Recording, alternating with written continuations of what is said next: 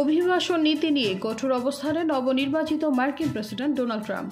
ক্ষমতা গ্রহণের আগেই জন্মগত নাগরিকত্ব নিয়ে নতুন ঘোষণা দিয়েছেন তিনি। তবে অবৈধ অভিবাসন নিয়ে তার প্রস্তাবকে প্রত্যাখ্যান করেছে ক্যারিবিয়ান অঞ্চলের দেশ বাহামা দ্বীপপুঞ্জ।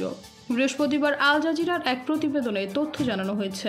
প্রতিবেদনে বলা হয়েছে, বাহামাস জানিয়েছে যে তারা মার্কিন প্রেসিডেন্ট ডোনাল্ড ট্রাম্পের অবৈধ অভিবাসনের স্থানান্তরের প্রস্তাব প্রত্যাখ্যান করেছে। বৃহস্পতিবার বাহামিয়ান প্রধানমন্ত্রী ফিলিপ ডেভিসের কার্যালয় জানিয়েছে, ট্রাম্পের ট্রানজিট দলের অভিবাসী প্রত্যর্পণ প্রস্তাব প্রত্যাখ্যান করা হয়েছে।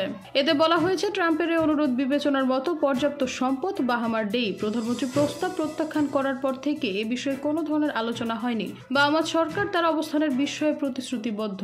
আগামী 20 জানুয়ারি মার্কিন মসনদে বসবেন ডোনাল্ড ট্রাম্প। গত 5 নভেম্বর নির্বাচনে জয় পাওয়া এই প্রার্থী ক্ষমতায় গিয়ে দেশটির ইতিহাসে সবচেয়ে অভিবাসীদের বিরুদ্ধে সবচেয়ে বড় অভিযান চালানোর ঘোষণা দিয়েছেন। প্রতিবেদনে বলা হয়েছে, আগামী 20 জানুয়ারি নবনির্বাচিত প্রার্থী ডোনাল্ড ট্রাম্প ও ভাইস প্রেসিডেন্ট জেডি ভ্যান্স আনুষ্ঠানিকভাবে দায়িত্ব নেবেন। ওই দিন থেকেই এ নির্দেশনা কার্যকর করা হবে।